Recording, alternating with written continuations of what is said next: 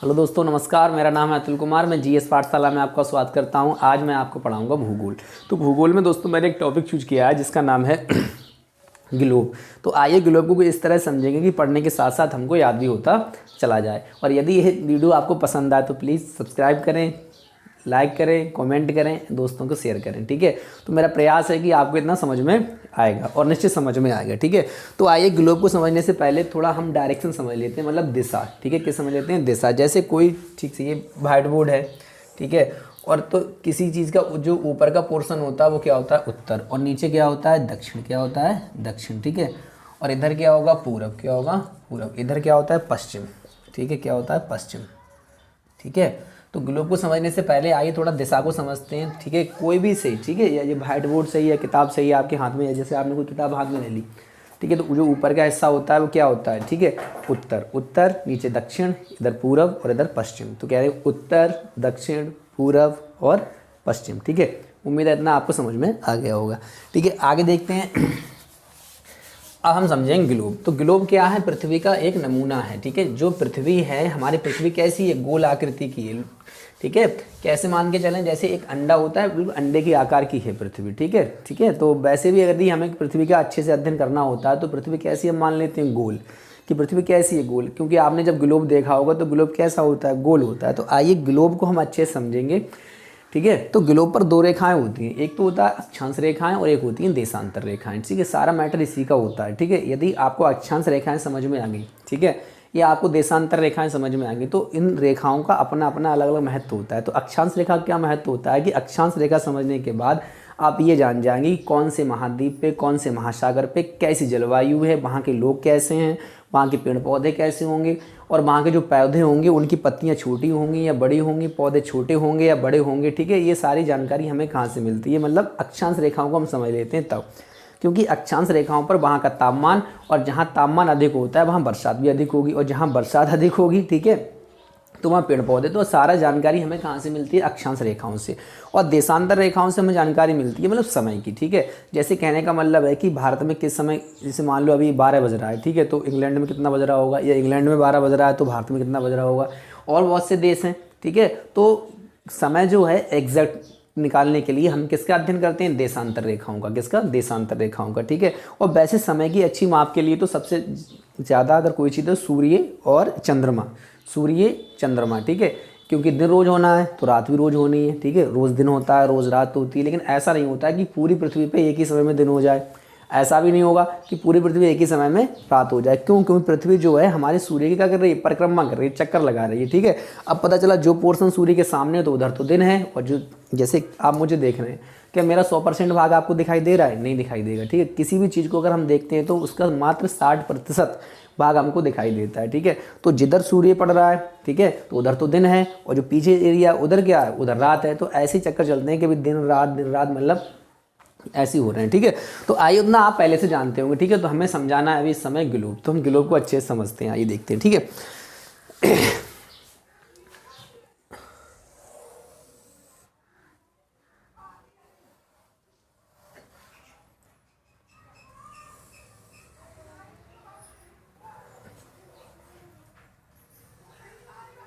ठीक है, तो ये क्या है? ग्लोब को हम अच्छे से समझ रहे हैं। ठीक है, तो और इसके बीच से एक रेखा निकल के जाती है जिसे हम कहते हैं 0 डिग्री। क्या कहते हैं? 0 डिग्री। क्या कहेंगे इसे? 0 डिग्री। क्या कहेंगे? 0 डिग्री। जिसे हिंदी में कहते हैं भूमध्य रेखा। क्या कहते हैं? भूमध्य रेखा। और भूगोल की भाषा में इसे कहते हैं विषुवत रेखा। विषुवत रेखा। हिंदी में इसे कहेंगे भूमध्य रेखा, और भूगोल की भाषा में कहेंगे इसे विषुवत रेखा। एक रेखा इधर से निकल के आती है, ठीक है, इधर से। ठीक है, ठीक है, इसे कहेंगे 0 डिग्री देशांतर रेखा। क्या कहेंगे? 0 डिग्री देशांतर रेखा। इंग्लैंड में एक स्थान है ग्रीनविच। ठीक है, उसके लिए हमने क्या मान लिया है? पृथ्वी का केंद्र। ठीक है, वहाँ से 0 डिग्री रेखा जो निकल के आएगी उसे हम क्या कहते हैं?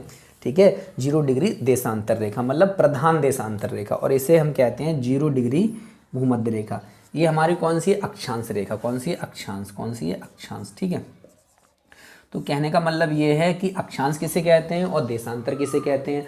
तो जो पृथ्वी पे हम ऐसी लाइनें मारेंगे, ठीक है, जैसे मतलब ये काल्पनिक रेखाएं हैं, कैसा है, काल्पनिक रेखाएं, ठीक है। तो जो पड़ी रेखाएं होती हैं उन्हें हम क्या कहते हैं, मतलब अक्षांश रेखाएं, और जो खड़ी रेखाएं होती हैं उसे हम कहते हैं देशांतर रेखाएं, ठीक है। तो हम कह सकते हैं कि ये रेखा जो है वो कैसी है, अक्षांश रेखा है। जैसे कहने का मतलब ये है कि ये जो रेखा हमने खींची है वो क्या है, वो अक्षांश रेखा है, ठीक है।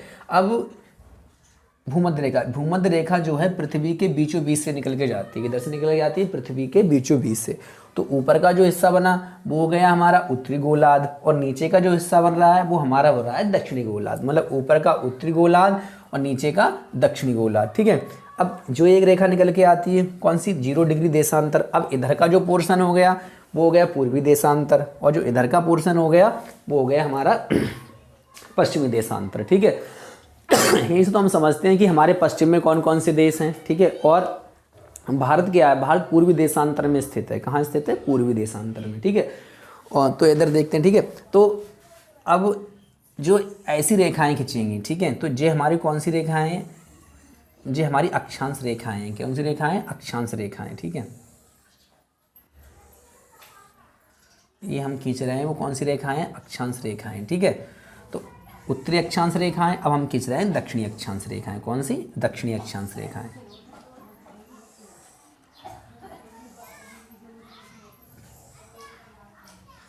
ठीक है। और ये है हमारी कौन सी, देशांतर रेखा। कौन सी हैं, देशांतर रेखाएं।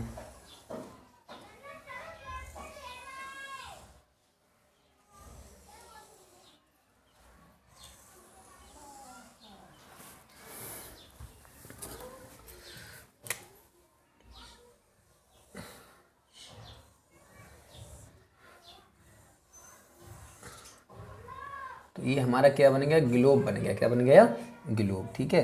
तो जो हमारा ये पोर्शन है ये हमारा उत्तरी ध्रुव, और ये वाला हमारा जो पोर्शन है वो है कौन सा है, हमारा दक्षिण ध्रुव। अब थोड़ा समझने वाली बात है कि जो हमारी 0 डिग्री रेखा निकल के जा रही है, यदि आपसे प्रश्न पूछा जाता है कभी कभी कि सबसे लंबी सही अक्षांश रेखा कौन सी है, तो 0 डिग्री। और सबसे छोटी अक्षांश रेखा कौन सी होती है, तो इधर उत्तरी ध्रुव पर और इधर दक्षिणी ध्रुव पर। उम्मीद है इतना आपको समझ में आ रहा होगा। अब देखना ये है इसमें थोड़ा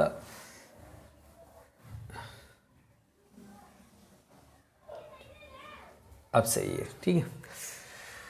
तो ये हमारा क्या बन गया, ग्लोब बन गया। अब देखना ये है कि 0 डिग्री ये हमारी कौन सी है, 0 डिग्री अक्षांश रेखा है, और ये जो है हमारी वो 0 डिग्री क्या देशांतर रेखा है, ठीक है। अब इसमें देखना ये है कि हमारी पूरी पृथ्वी पर कुल कितनी अक्षांश रेखाएं हैं, मतलब कुल कितनी अक्षांश रेखाएं, ठीक है। तो 0 डिग्री से यहाँ से और यहाँ तक, मतलब यहाँ से और यहाँ तक कुल 90 कितनी रेखाएं खींच सकते हैं हम, 90। और यहाँ से और यहाँ तक, ठीक है, कुल 90 इधर खींच सकते हैं। तो हम कह सकते हैं कि 90 अक्षांश रेखाएं हम उत्तरी गोलार्ध में और 90 अक्षांश रेखाएं हम दक्षिण गोलार्ध में खींच सकते हैं। तो पूरी पृथ्वी पर या पूरे ग्लोब पर कुल कितनी अक्षांश रेखाएं हो सकती हैं, तो 90 दूनी 180, और एक हमारी भूमध्य रेखा, तो कितना हो गया 181। तो हम कह सकते हैं कि पूरी पृथ्वी पर 181 अक्षांश रेखाएं होती हैं, ठीक है, कि पूरी पृथ्वी पर कुल 180 अक्षांश रेखाएं होती हैं। अब हम देखेंगे देशांतर रेखाएं। तो देशांतर रेखाएं यदि एक अंश पर खींची जाएंगी, जैसे कोई गोला सही तो अपने आप में 360 डिग्री होता है, कोई गोला सही वो अपने आप में क्या होता है, 360 डिग्री होता है। तो कहने का मतलब ये है कि एक अंश पर अगर रेखा खींची जाएगी, एक अंश पर रेखा खींची जाएगी तो पूरी पृथ्वी पर कुल 360 देशांतर रेखाएं खींची जाएंगी। कितनी, 360, ठीक है। तो उम्मीद है इतना आपको समझ में आ गया होगा कि अक्षांश रेखा किसे कहते हैं, जो पड़ी रेखा होती है उन्हें अक्षांश रेखाएं कहते हैं, जो खड़ी रेखा होती हैं वो देशांतर रेखाएं कहते हैं। सबसे लंबी अक्षांश रेखा कौन सी होती है, तो भूमध्य रेखा। पूरी पृथ्वी पर कुल कितनी अक्षांश रेखाएं खींची जा सकती हैं, तो 181। और पूरी पृथ्वी पर कुल कितनी देशांतर रेखाएं खींची जा सकती हैं, तो 360, ठीक है। अब देखना ये है कि मतलब यहाँ से और यहाँ, जैसे मतलब कोई, जैसे मान लो ये प्रकार है और हमने यहाँ एक गोला बनाया, ठीक है। तो पृथ्वी क्या है, अपने आप में कैसी, गोल है, कैसी है, गोल है। तो पृथ्वी एक चक्कर अपना लगाती है कितने समय में, तो 24 घंटे में। पृथ्वी 360 डिग्री घूम जाती है कितने समय में, 24 घंटे में, ठीक है। अब हम निकाल लेते हैं 360 को 24 से, तो 12 दूनी 24, 12 तियाँ 36, ठीक है, 2 एकम 2, 15 डिग्री। तो हम कह सकते हैं कि पृथ्वी जो है वो 1 घंटे में, मतलब 1 घंटे बराबर 15 डिग्री मतलब घूम जाती है। पृथ्वी जो है 1 घंटे में कितना घूम जाती है? 15 डिग्री। 1 घंटे में कितना घूम जाती है? 15 डिग्री घूम जाती है पृथ्वी, ठीक है। अब हमें देखना है कि 1 घंटा बराबर कितना होता है? 60 मिनट, ठीक है। 60 मिनट में कितना घूमेगी? तो हम लिखेंगे 60 मिनट को 15, 15 कम 15, 15 चौका 60। तो हम कह सकते हैं 1 मिनट में पृथ्वी जो है, सॉरी, तो हम कह सकते हैं कि 15 चौका 60 ही काट लेते हैं, ठीक है, 15 चौका 60। तो हम कह सकते हैं कि पृथ्वी जो है 4 मिनट में, मतलब 4 मिनट में 1 अंश, मतलब 1 डिग्री घूम जाएगी पृथ्वी। मतलब 4 मिनट में 1 डिग्री। कहने का मतलब ये हुआ यहाँ से यहाँ तक, मतलब यहाँ से यहाँ तक घूमने में पृथ्वी को 4 मिनट लगेंगे। कितना समय लगेगा? 4 मिनट लगेंगे। कितना समय लगेगा? 4 मिनट, ठीक है। अब हमें देखना ये है कि मतलब ये तो 0 डिग्री है। अब जो हमारा जो भारत का मानक समय है वो कितना है? 82.5 डिग्री पूर्वी देशांतर, 82.5 डिग्री पूर्वी देशांतर, 82.5 डिग्री पूर्वी देशांतर, ठीक है। तो कहने का मतलब ये हुआ कि मतलब इलाहाबाद में एक जगह है, वहाँ से निकल के जाता है, मतलब एक रेखा ऐसे निकल के जाती है, ठीक है, ठीक है, जिसे हम क्या कहते हैं? 82.5 डिग्री, 82.5 डिग्री पूर्वी देशांतर। अब पूर्वी देशांतर क्यों कह रहे हैं? कहने का मतलब ये है जी, हमारी 0 डिग्री देशांतर है, तो इधर वाला पोर्शन कौन सा हो गया? पूर्वी देशांतर, और इधर वाला पोर्शन कौन सा हो गया हमारा? पश्चिमी देशांतर।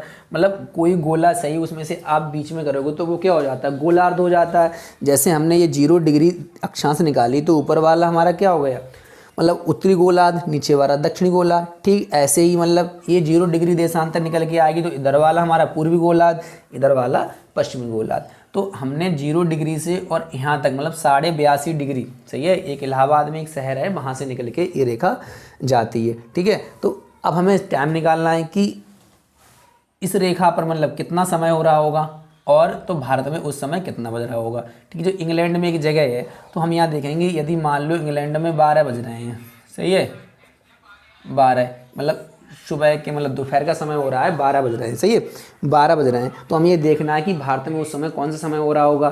तो आइए वही गुणा कर लेते हैं, ठीक है। हम जानते हैं कि 4 मिनट में 1 डिग्री घूम जाती है पृथ्वी, ठीक है। तो 82.5 डिग्री को हम क्या करेंगे? 4 से गुणा करेंगे,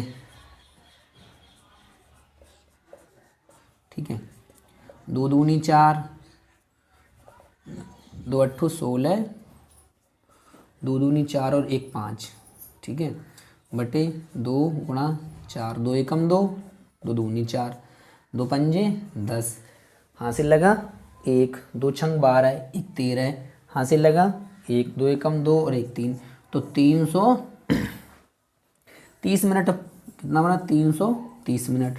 और 1 घंटा बराबर कितना होता है? 60 मिनट। कितना होता है? 60 मिनट, ठीक है। तो 330 भाग 60, तो 0 से 0 काट दो, 6 पंजे 30, ठीक है,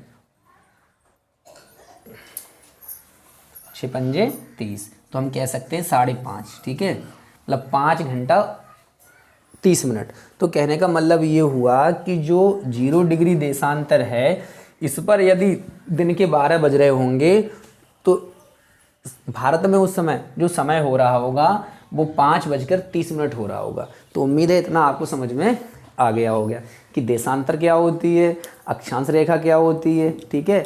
मेरा प्रयास है कि यदि आप इस वीडियो को एक बार में समझ में ना आए, आप कम से कम 2 बार देख लें। उम्मीद है आपके सारे डाउट क्लियर हो जाएंगे, ठीक है। बाकी हम नेक्स्ट क्लास में पढ़ाएंगे। तब तक के लिए धन्यवाद। थैंक यू दोस्तों।